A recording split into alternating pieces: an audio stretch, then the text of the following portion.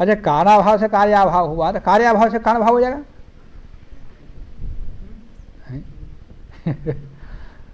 कारणाभाव से कार्याभाव हुआ तो कार्याभाव से भी कारणाभाव हो जाएगा ना।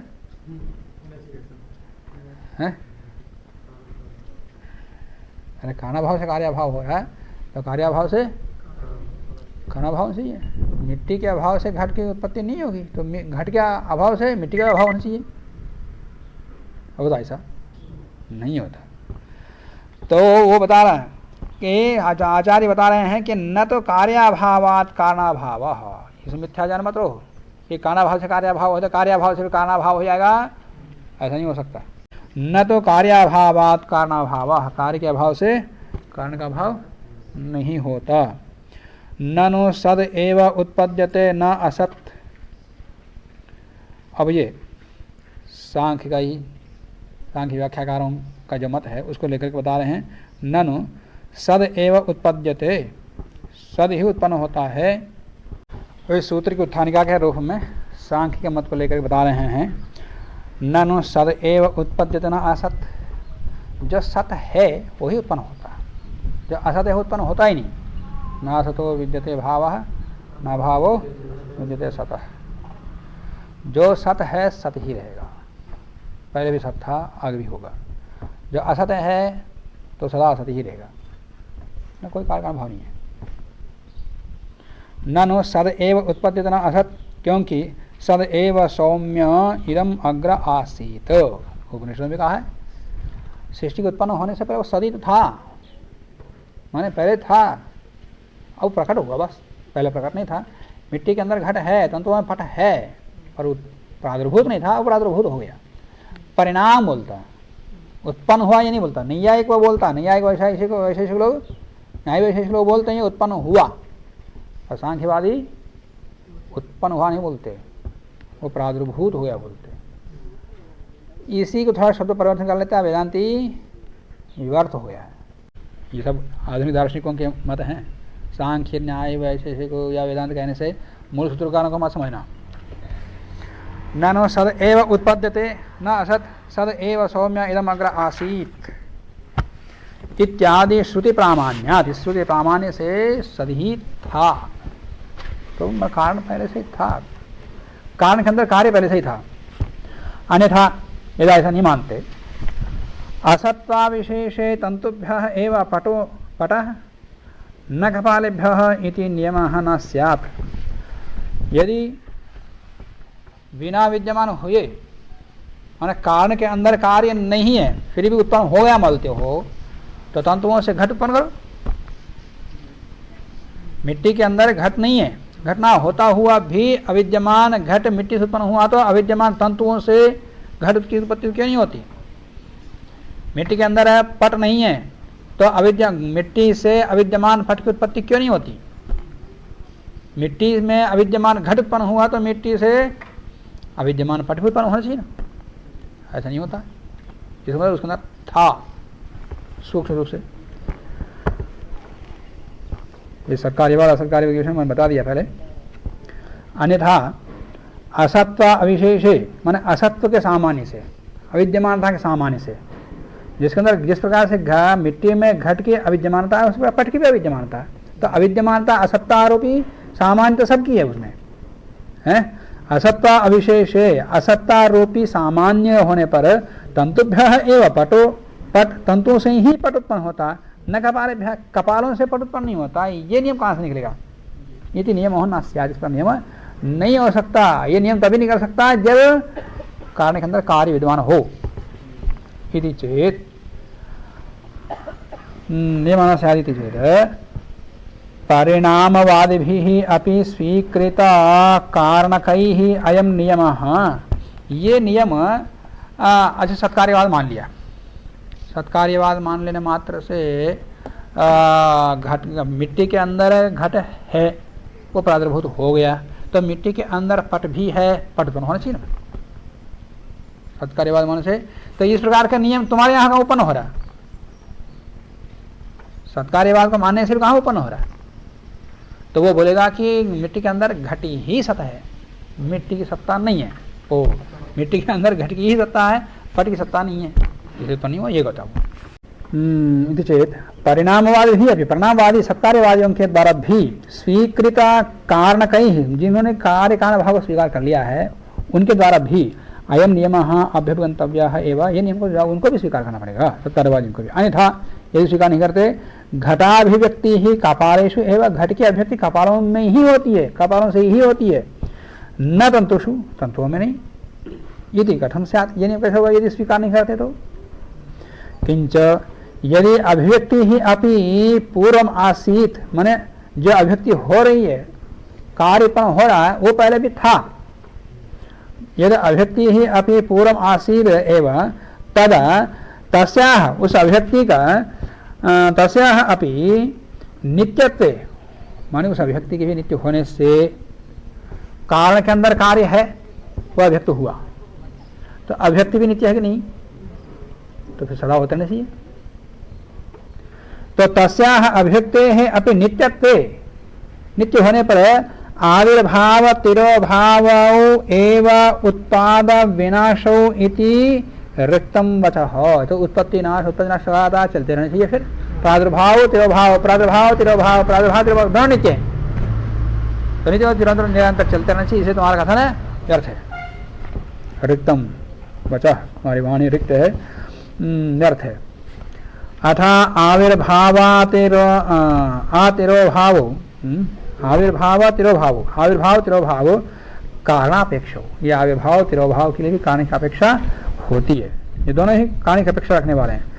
तदा तब घटपटादि नाम अपनी, माने कारण की अपेक्षा से प्रादुर्भाव तिरोभाव होते हैं, प्रादुर्भाव तिरोभाव के लिए भी कोई कारण है, तो उसकी अपेक्षा से ही प्रादुर्भाव तिरोभाव हो रहा है। तो घटपटादि नाम अपनी, घटपटादियों का भी कारणापेक्षा एव सताम अपि उत्पत्ति ही इति आयातम, माने घटपटादियों के उत्पत्ति के लिए भी, कार्य उत्पत्ति के लिए भी कारणापेक्षा, माने तुम्हारे आविर्भाव तिरोभाव के लिए कारण की अपेक्षा है, तो घट की उत्पत्ति के लिए भी कारण की अपेक्षा, माने असत्कार्यवादी के लिए भी वही आ गया।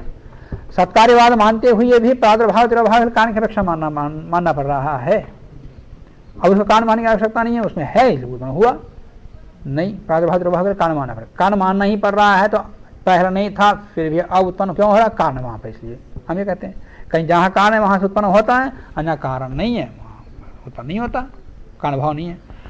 तो घटपटादि नाम अपे कारणापेक्षा एवं सताम असताम अपि उत्पत्ति ही आयातम, फिर इसे तो फिर असत्कार्यवाद सिद्ध हुआ, मतलब कारण के अंदर कार्य नहीं है, अब नया उत्पन्न होगा कैसे? कार्यभाव की अपेक्षा से। जहां कार्य की अपेक्षा, कार्यभाव की अपेक्षा है, कार्यभाव है, कार्यकारण भाव है, वहीं उत्पन्न हो। जहां कार्यकारण भाव नहीं वहां उत्पन्न नहीं होगा। दोनों में कोई भेद नहीं है, व्यर्थ में शब्दों में झगड़ा करते हैं, सत्कार्यवाद को हो असत्कार्यवाद को। असत्कार्यवाद क्या कहता है? न्याय कोई न्याय विशेष का लोग, कारण में कार्य नहीं है, नया उत्पन्न होता, कारण से कार्य उत्पन्न होता है, ये कहता है। इसका तात्पर्य क्या है? कारण में कार्य नहीं है, इसमें अत्यंताभाव नहीं है। मिट्टी से घट उत्पन्न हो रहा है, कपालों से घट उत्पन्न हो रहा है, इसका मतलब वहां पर प्रागभाव है। कपालों में घट नहीं है, तो इसलिए नया उत्पन्न हो रहा है, इसका तात्पर्य प्रागभाव है। किसी भी कार्य की उत्पत्ति में कुछ सामान्य कारण है। कौन? काल, दिक्, ईश्वर, ईश्वर के ज्ञान, ईश्वर की इच्छा, अप्रागभाव। तो प्रागभाव भी एक कारण है, सामान्य कारण है। तो कपाल के अंदर घट का प्रागभाव था तो उत्पन्न होगा। यदि कपाल के अंदर घट है तो उत्पन्न क्या होगा? फिर ऐसे ही तंतुओं में कपट का प्रागभाव है तो उत्पन्न होगा। उत्पत्ति के लिए प्रागभाव को मानना अनिवार्य है। तो कारण के अंदर कार्य नहीं है का तात्पर्य कारण के अंदर कार्य का प्रागभाव है। अब उसको वो अत्यंताभाव समझता है, वो अत्यंताभाव समझता है, वो खंड कर देता है। नहीं, तुम्हारा गलत, ठीक है, गलत है, यह हमारा सत्कार्यवादी। माने कारण के अंदर कार्य है, कार्य है जो कह रहा है उसकी दृष्टि में ये नहीं है कि उसके अंदर वैसे वैसे घट है। कारण के अंदर कार्य वैसा वैसा ही है, तो नहीं तो वो मिट्टी से ही पानी ले आओ, नहीं होता। और तंतुओं के ढेर कोई ही ऊपर हो लो, वस्त्र पहन लिया, ऐसा होता है कोई नहीं कहता। तंतु व्यवहार अलग है और पट का व्यवहार अलग है। तो कारण के अंदर कार्य रहता हुआ कार्य के व्यवहार क्यों नहीं आता? उनका तिरोभाव है उसका, वहां पर प्रादुर्भाव नहीं उसका। तो उसका तात्पर्य क्या है? वहां पर कार्य को उत्पन्न होने का सामर्थ्य उसके अंदर है। कारण के अंदर कार्य को उत्पन्न करने का सामर्थ्य है, वो तभी तो कारण कहते। कारण कहने का पीछे कार्य कारण किसको कहते हैं उसका लक्षण लेकर के कल बता दूंगा कि किसी कार्य को उत्पन्न होने का सामर्थ्य उसके अंदर विद्यमान होने को कारण कहते। उसके अंदर कारण कार्य को उत्पन्न करने का जो सामर्थ्य है उसी को ही सत्कार्यवादी सत कहता वो, और उसी को ही सामर्थ्य है पर उसको उत्पन्न होना है। और वो असत जो कार्य नहीं है वो उत्पन्न होगा, पर उत्पन्न होने का सामर्थ्य यहाँ है। तो कारण के अंदर कार्य ना होता उत्पन्न हो रहा है तो कैसे बोलता है? वो सामर्थ्य उसके अंदर है, वो बोल नहीं रहा, सामर्थ्य उसके अंदर है। सांख्यवादी कहता है कि कारण के अंदर कार्य है, मतलब उसका सामर्थ्य है, कार्य नहीं है। ये कार्य है ये नहीं, उसका अर्थ ये नहीं है। कारण के अंदर कार्य है कि तात्पर्य कार्य को उत्पन्न करने का सामर्थ्य है। इस बात को न्याय भी नहीं समझता, न भी न्याय जो उसका सत्कार्यवादी कह रहा है कारण के अंदर कार्य रहता है कि तात्पर्य क्या है? उसका कार्य को उत्पन्न करने का सामर्थ्य है। और असत्कार्यवादी कहता है कारण के अंदर कार्य नहीं है पर कार्य उत्पन्न होता है। क्यों? उसी से उत्पन्न क्यों होता है? क्योंकि उसी में सामर्थ्य है, इसलिए वो कारण है। जिस व्यक्ति को लेकर तुम कारण कह रहे हो ना, वो सती तो है वो। तो दोनों को भेद नहीं है, शब्दों में भेद है, और शब्द भेद को लेकर झगड़ा करते हैं। ये भी आख्याकार भी ऐसी लिखते हैं। तो फिर सत्कार्यवाद असत्कार्यवाद सिद्ध हुआ। असत्कार्यवाद को ही आरंभवाद भी कहते हैं, नया उत्पन्न होना, नया आरंभ होना।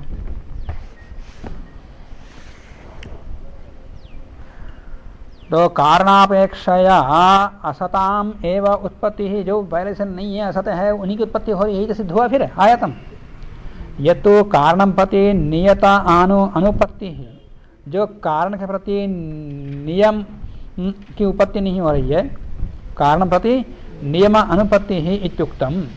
कारण के प्रति नियम की उपत्ति नहीं होती है, मिट्टी से ही घट उत्पन्न क्यों होता है? पट से क्यों नहीं? पट से तंतुओं से क्यों नहीं? तंतुओं से पट की ही उत्पत्ति होती, घट की क्यों नहीं? इस प्रकार नियम की उत्पत्ति नहीं होगी यदि कार्य का अनुभव नहीं मानते हो तो। इस प्रकार आक्षेप किया था, उसके विषय में उत्तर देगा। कारणम प्रति नियम अनुपत्ति ही इत्युक्तम तत्र स्वभाव नियमेन एवं उत्तरम। स्वभावता है, मिट्टी में ही स्वभाव है जो घट उत्पन्न हो, तंतुओं में ही स्वभाव है कि पट उत्पन्न करे। न च स्वभाव नियम अन्वय व्यतिरेकावगम्य होती, और वो नियम सच स्वभाव नियम, वो स्वभाव नियम अन्वय व्यतिरेक से गम्य है, जानने योग्य है। क्योंकि इसके रहने पर, मिट्टी के रहने पर या कपाल के रहने पर घट उत्पन्न होता, घट कपाल के रहने पर घट उत्पन्न नहीं होती। दंड के रहने पर घट की उत्पत्ति होती, घट के रहने पर नहीं होती। तो जितने भी कारण हैं उनके में से किसी कोई भी एक रहने पर उसकी उत्पत्ति होती है, ना होने पर नहीं होती है। पर वो कारण है, वो किस प्रकार कारण है? समवाय कारण है, असमवाय कारण है या निमित्त कारण है? कारण कितने प्रकार के, कौन कौन से?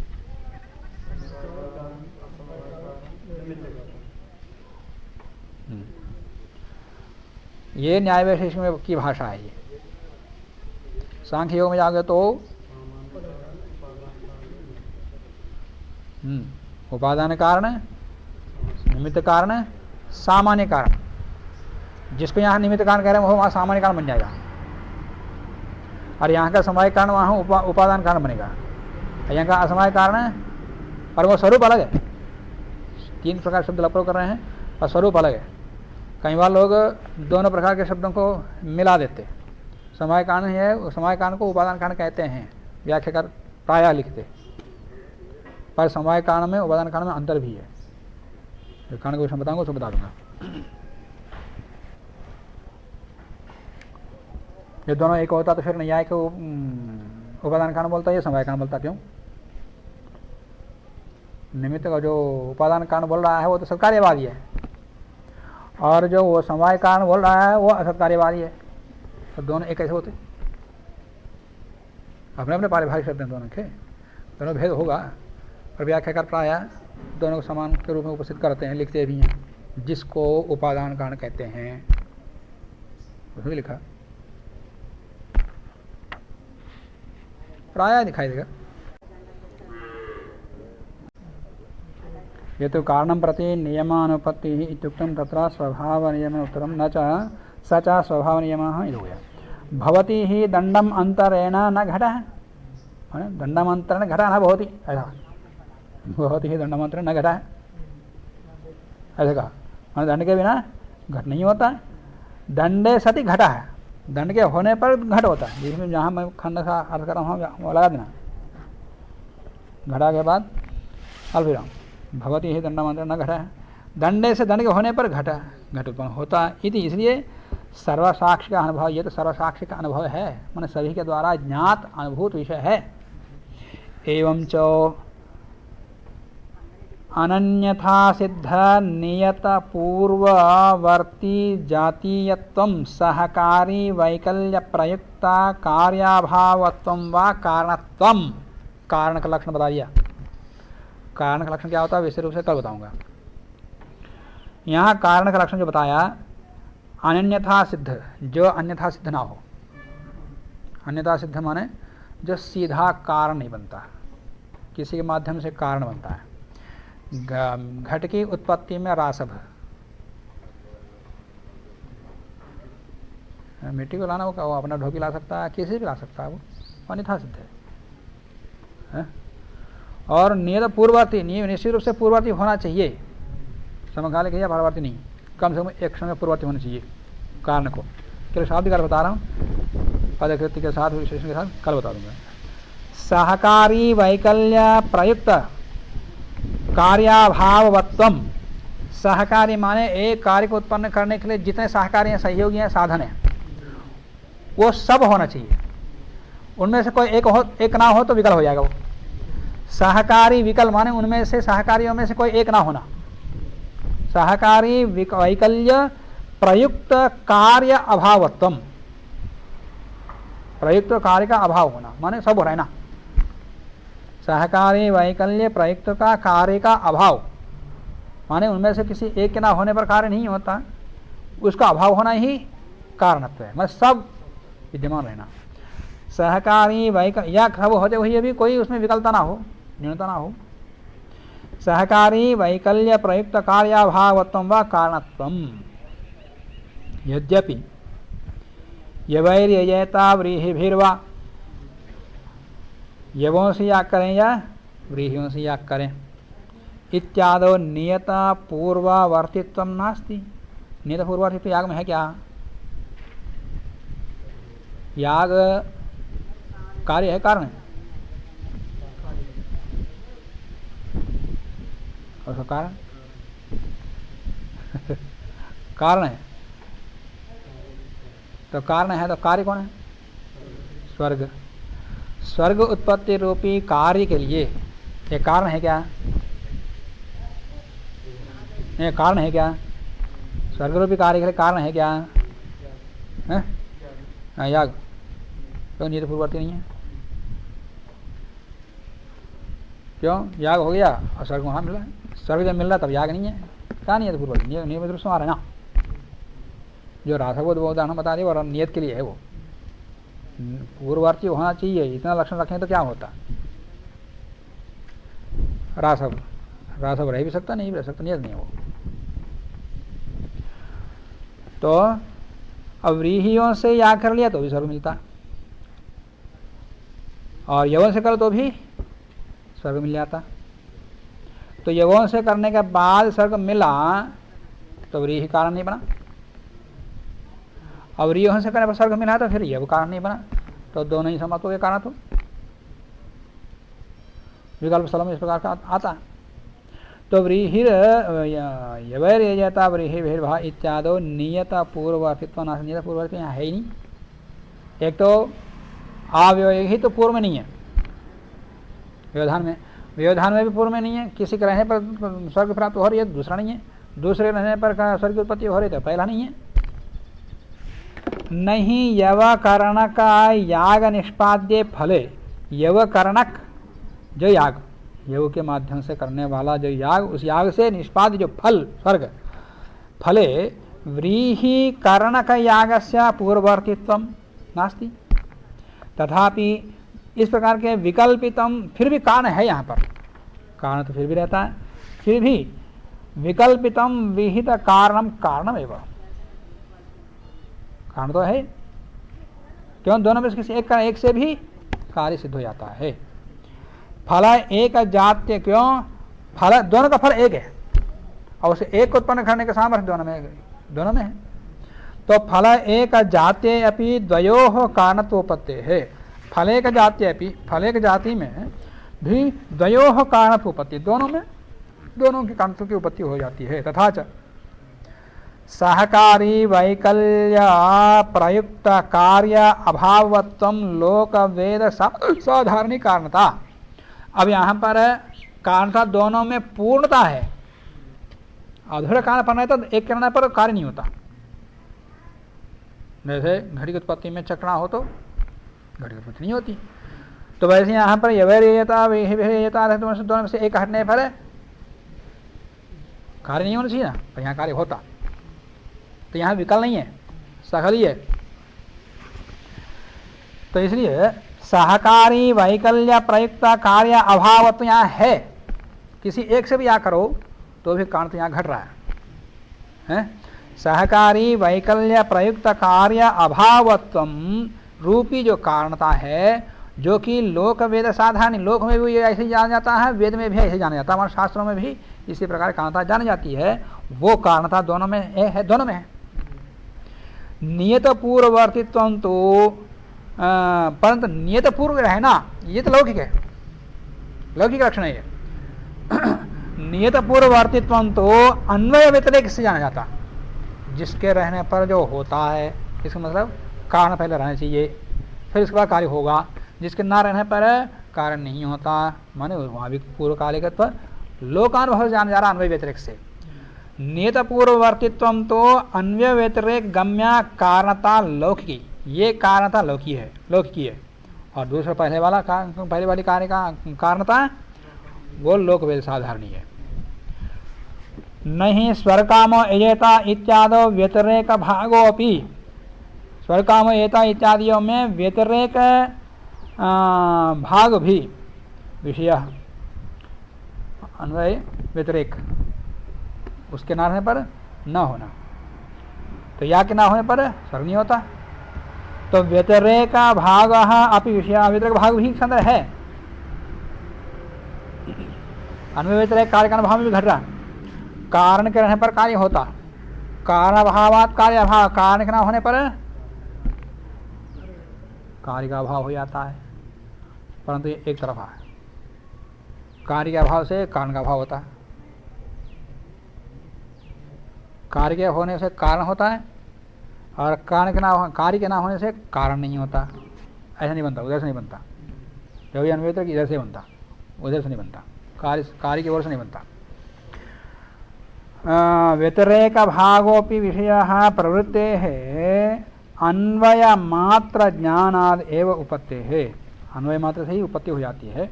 अतः एवं एक तरह से विकल्प उभयम आशासार्थः इत्यपि घटते, विकल्प में भी उभयम आशासार्थः इति घटते।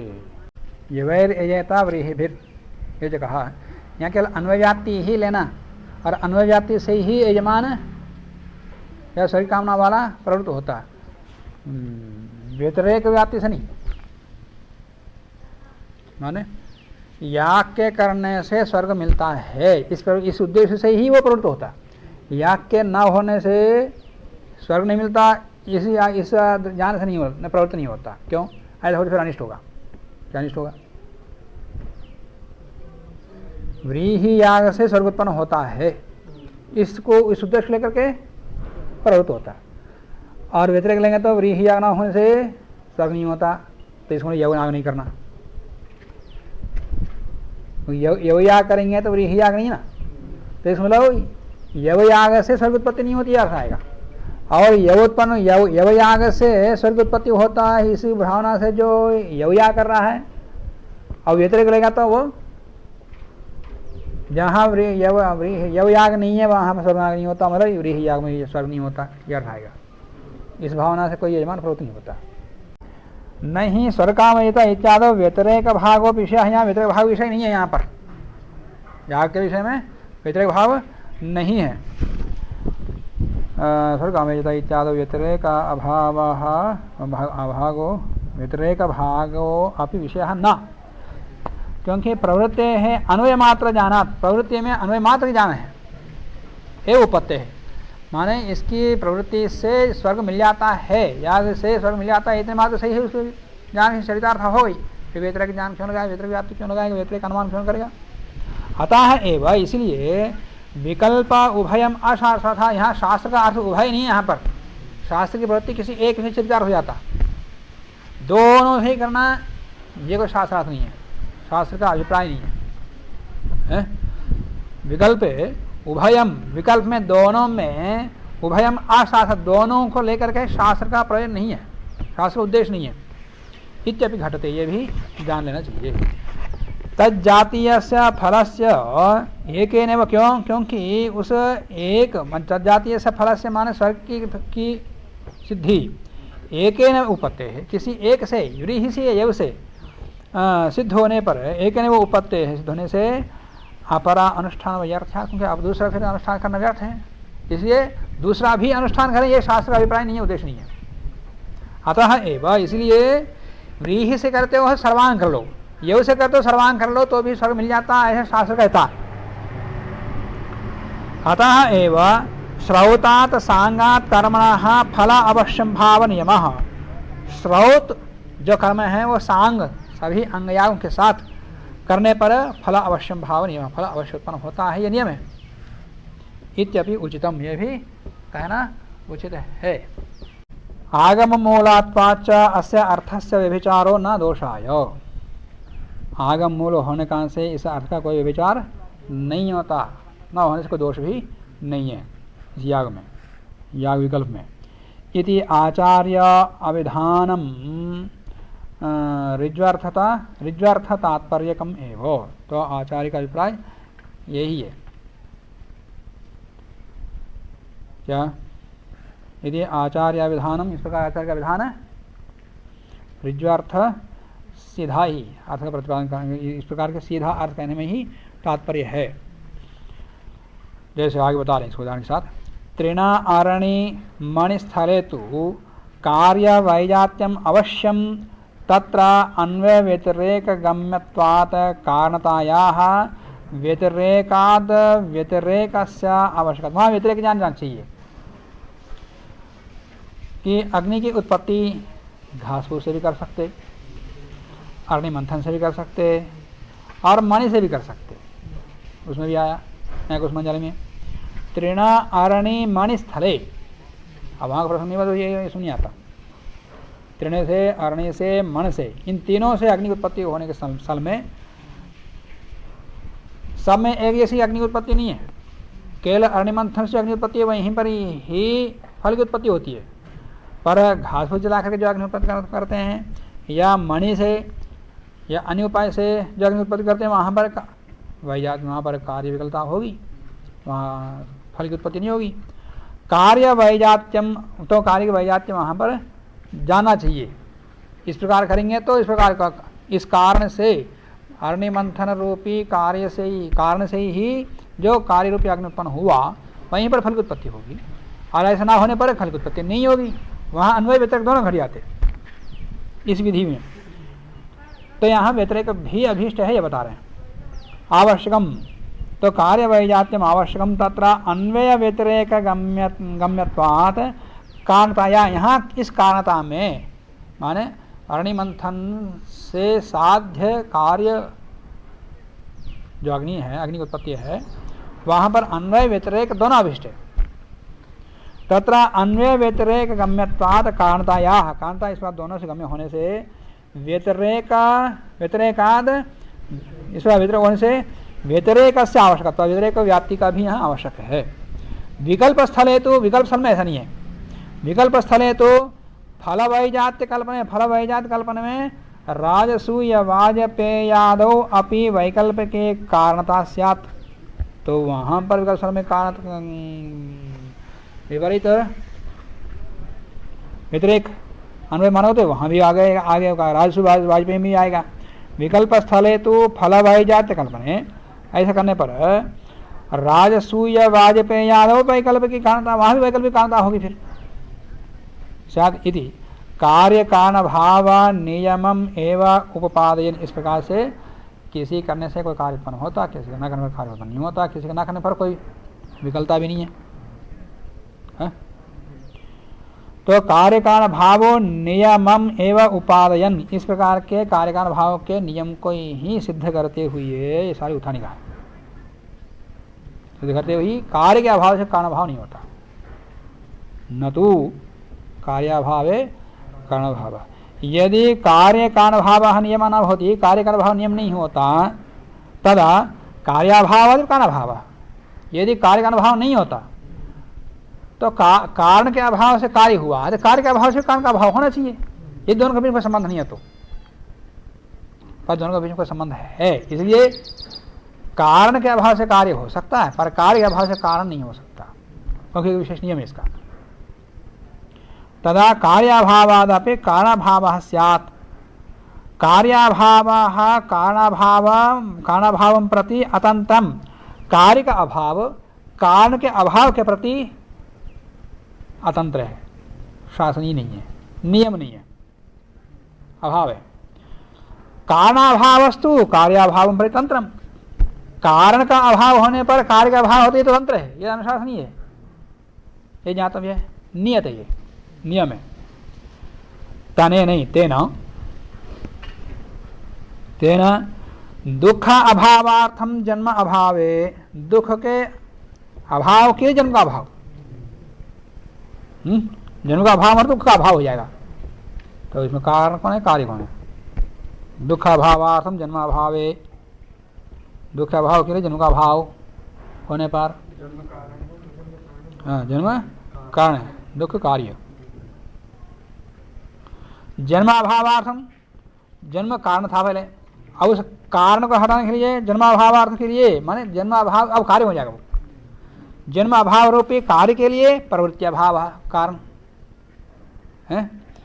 तदर्थम माने प्रवृत्ति अभाव रूपी कार्य के लिए पहले कारण था प्रवृत्ति अभाव, अब कार्य हो जाएगा। तदर्थम चाह दोषाभाव, उसका कारण का भाव करो।